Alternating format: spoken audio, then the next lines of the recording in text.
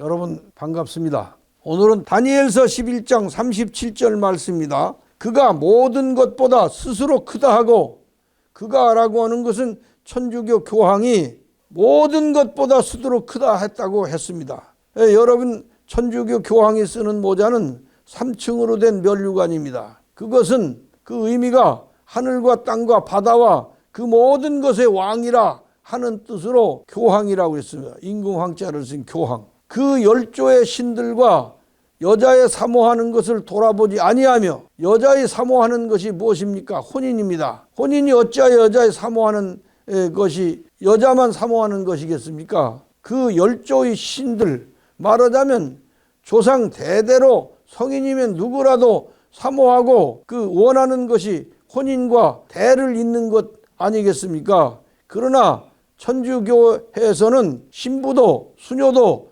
혼인을 못하도록 금하고 있습니다. 이것을 그 열조들의 신들과 여자의 사모하는 것을 돌아보지 아니했다고 성경은 이렇게 그 예언해 놓은 것입니다. 아무의 신이나 돌아보지 아니할 것이나 그 대신에 세력의 신은 공경할 것이요. 이 말씀에 세력의 신이 무엇입니까? 교황권, 사제권을 세력의 신이라고 한 거예요. 그 열조가 알지 못하던 신에게 금은 보석과 보물을 드려 공경할 것이며 그랬는데, 천주교의 근본은 하나님의 신이 아니고 사실은 헬라에서 유래한 태양 신입니다. 천주교의 유래를 알아보자면 헬라의 다신교라는 것이 있었어요. 우리나라에서도 헬라의 다신교 같은 그런 문화가 들어와 가지고, 그런 영향을 받아 가지고, 마당에 가면 마당신, 광장에 가면 광장신,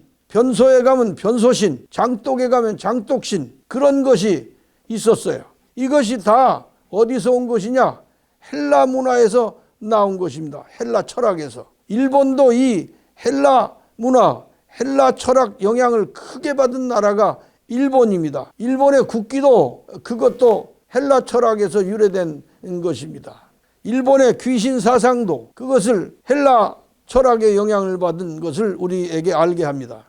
헬라가 망하면서 헬라의 다신교가 로마에 들어가서는 태양신교가 됩니다. 태양신교 의식이 본래 다신교 의식인데, 천주교가 초대교회를 괴율로 끌어들여 가지고 야합시킬 때 의식은 태양신교의 것으로 하고, 명분은 초대교회 명분과 교리 내용은 예수교의 것으로 혼합시켜 가지고 천주교가 만들어진 거예요. 그러니까 천주교의 태양신 것과 예수교의 그 명분, 교리 이런 것이 믹서된 것이 천주교다, 그런 얘기죠. 헬라의 다신교 철학이 인도에 들어가서 불교가 됩니다. 그러니까 천주교와 불교는 헬라에서부터 유래된 의식이 거의 같아요. 일반적으로 알기에는 천주교하고 기독교는 형제가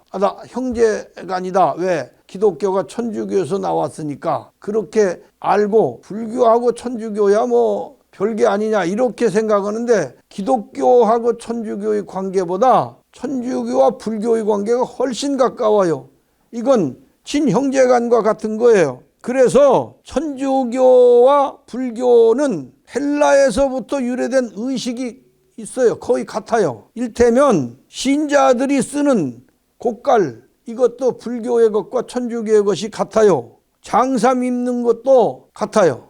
염주를 손에 쥐고 이렇게 돌려가면서 하는 것도 같아요. 또는 그 염주를 목에 거는 그것도 같고, 불교에 가면 이름을 일단 바꿉니다. 천주교에 가면은 이름을 바꿉니다. 천주교에서는 두 손을 모아서 삼위신을 이렇게 긋습니다. 불교에서는 두 손을 모아서 합장합니다. 이게 같잖아요. 불교의 승려나 비구니가 시집장가 안 가는 것이나, 천주교의 신부나 수녀가 시집장가 안 가는 것이나 같습니다. 또 불교에서는 종을 옆으로 칩니다.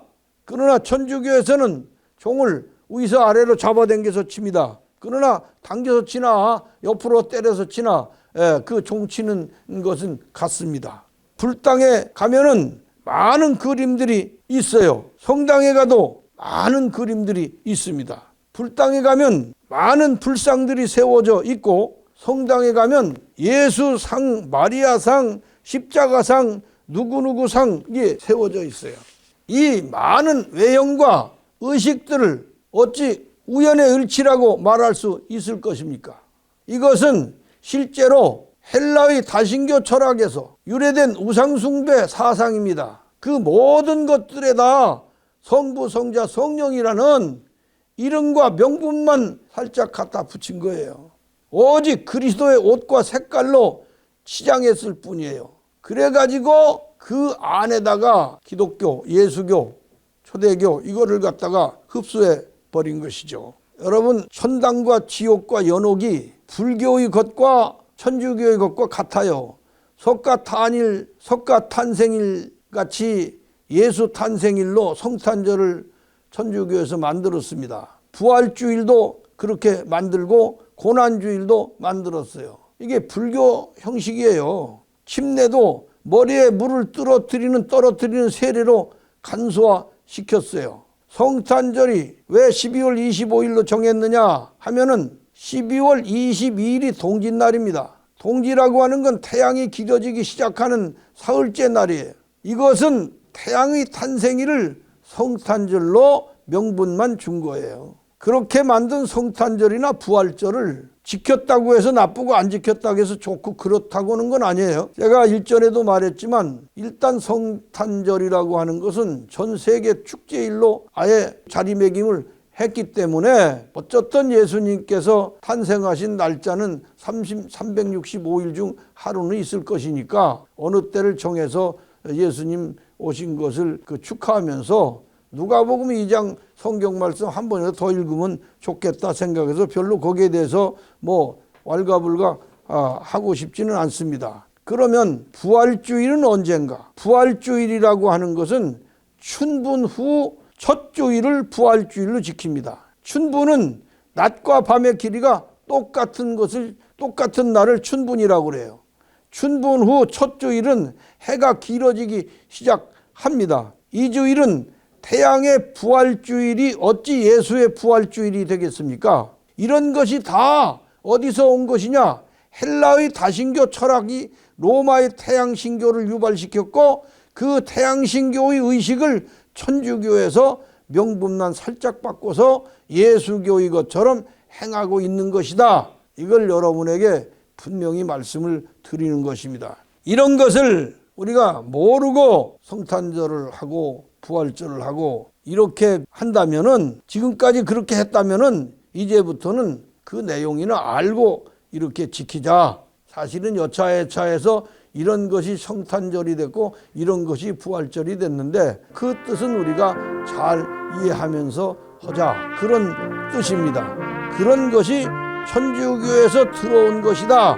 이런 원리를 지금 말씀해 드렸어요. 여러분, 오늘은 여기까지 말씀을 드리고 이어서 39절부터 다음 시간으로 이어가겠습니다.